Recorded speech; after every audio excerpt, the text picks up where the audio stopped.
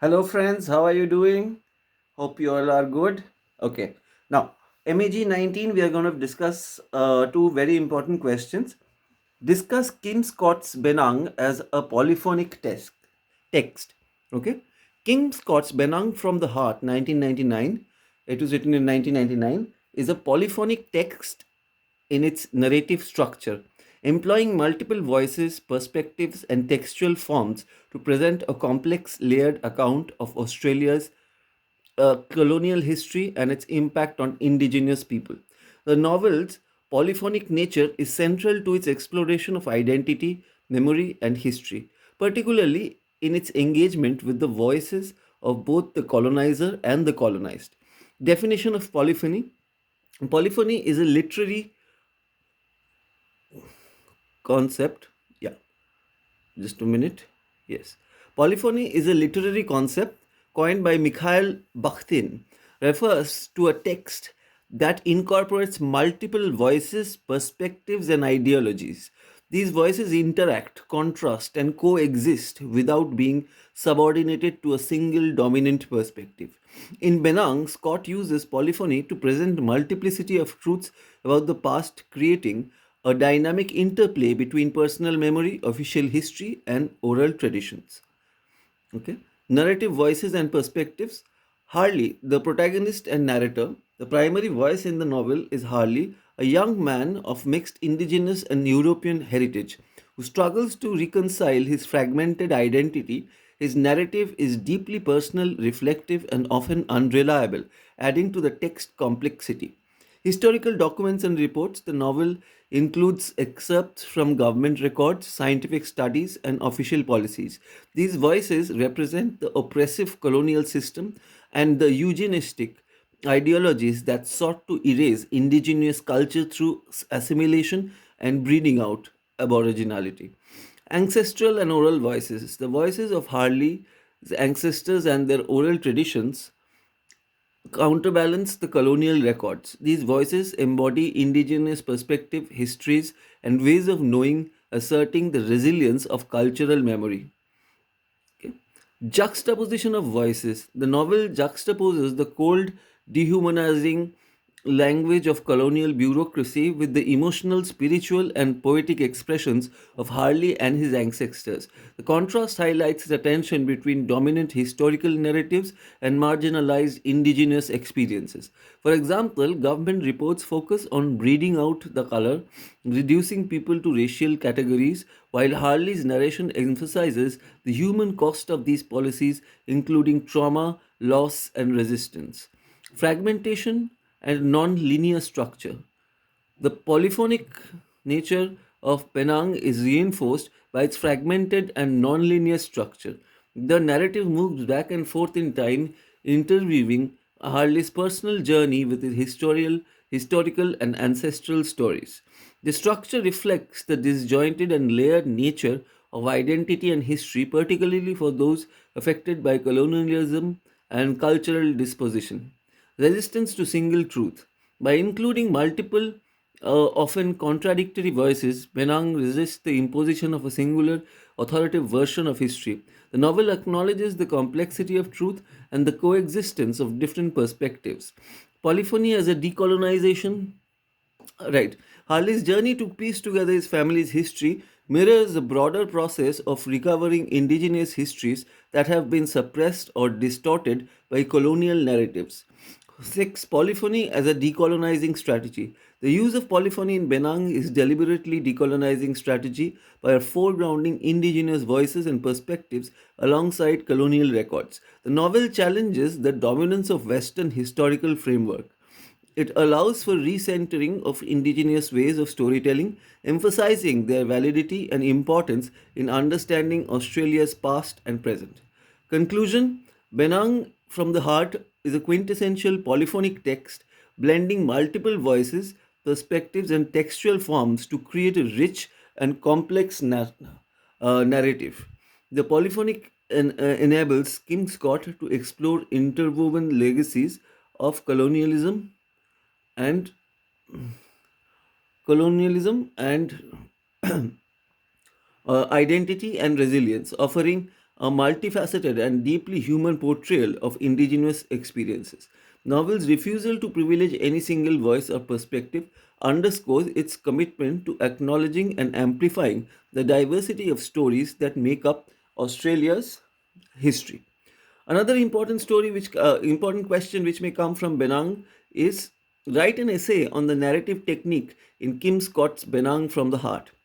Kim Scott's Benang from the Heart 1999 is a profound exploration of Australia's history, identity, and memory, rendered through innovative narrative techniques. The novel's structure and style reflects its thematic concerns, particularly its fragmented and multifaceted experience of Indigenous Australians under colonial rule. This essay examines the key narrative techniques employed in Benang, including its use of polyphony, intertextuality, nonlinear structure, unreliable narration, and metafictional elements to illuminate how these devices contribute to the novel's powerful engagement with history and identity. Polyphony and multiple voices. One of the most striking narrative techniques in Berang is its polyphonic structure, which incorporates multiple voices and perspectives. The protagonist, Harley, serves as a central narrator, but his voice is interwoven with the voices of his ancestors, archival texts, and official records. These disparate voices reflect the fragmented nature of the story Harley seeks to uncover, a history shaped by colonial violence and disposition. The inclusion of government reports, scientific studies, and bureaucratic language highlights the oppressive framework used to justify the assimilation policies that sought to breed out the color of indigenous Australians.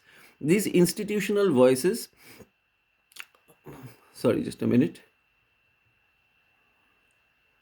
right. Uh,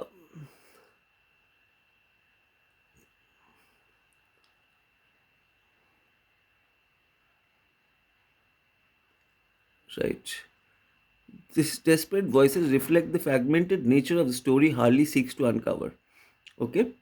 These institutional voices are contrasted with oral traditions and spiritual expressions of Harley's. Just a moment. Voices are contrasted with the oral traditions and spiritual expression of Harley's ancestors, whose stories embody resilience and cultural survival.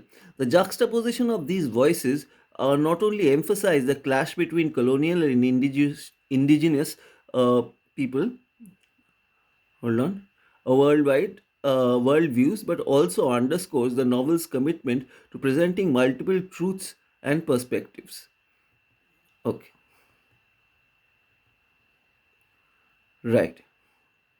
Intertextuality and historical documents. Scott indicates the archival material into the narrative, blending fiction with historical documents.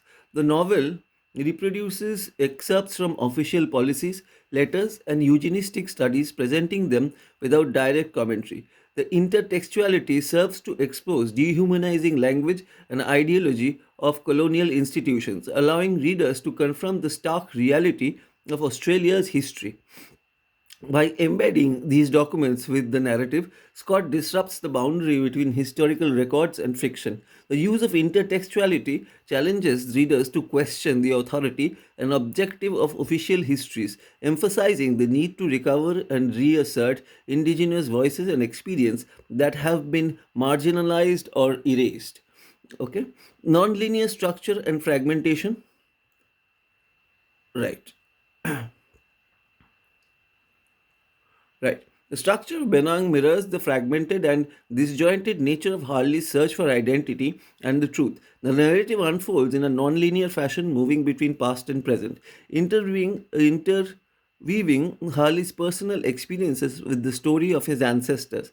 This fragmented structure reflects the disruption caused by colonization, including the loss of cultural continuity and dislocation of indigenous people. The nonlinear approach also mirrors the process of memory and recovery. Harley pieces together his family's history from scattered fragments, much like the novel itself assembles its narrative from disparate sources. This technique reinforces the theme of reconstruction, both personal and collective, as Harley strives to reclaim his heritage and make sense of his identity. Unreliable narration. Harley's role as an unreliable narrator adds to another layer of complexity to the narrative. His voice is marked by uncertainty, self-doubt, and a sense of disorientation, reflecting his struggle to reconcile his mixed heritage and the traumatic legacy of colonization. Here, Harley frequently questions his own perceptions and memories, acknowledging the difficulty of uncovering a coherent, truthful account of the past. The unreliability invites readers to engage critically with the narrative, questioning not only Harley's account but also the broader historical narratives, and the novel interrogates by foregrounding Harley's subjective perspective. Scott emphasizes the complexities of identity and the challenges representing historical truth. Okay? Metafictional elements. Benang also employs metafictional techniques, drawing attention to its own construction as a narrative. Harley often reflects on the act of storytelling itself, questioning the adequacy of language and narrative to capture the experience of his ancestors and the horrors of colonization. The metafictional moments underscore the limitation of conventional narrative forms in addressing silences and gaps in history. Through self-reflective approach, the novel highlights the power of storytelling as a tool for resistance and healing. By reclaiming his family's stories and weaving them into the fabric of the narrative, Harley asserts the importance of indigenous voices and histories in challenging colonial narrative. Poetic language and imagery. In addition to its formal innovation, Benang is characterized by its lyrical and evocative language. Scott uses poetic imagery to convey the spiritual and emotional dimensions of Harley's journey. The recurring motif of water, for instance, symbolizes cleansing, renewal, and the flow of memory and history. The interplay between poetic language, bureaucratic discourses further underscores the tension between indigenous and colonial worldwide. Conclusion. Kim Scott's Benang from the Heart is a masterful example of narrative innovation, employing a range of techniques to explore themes of history, identity, and resilience. Its polyphonic structure, intertextuality, non-linear narrative, and unreliable narration and metafictional elements create a rich and multifaceted text that challenges conventional storytelling and historical representation. Through these techniques, Scott not only illuminates the trauma of Australia's colonial past but also celebrates the enduring strength and vitality of indigenous cultures and stories. Benang is a testament to the power of narrative to cover hidden truths, confront historical injustices, and envision a more inclusive future. Thank you, friends.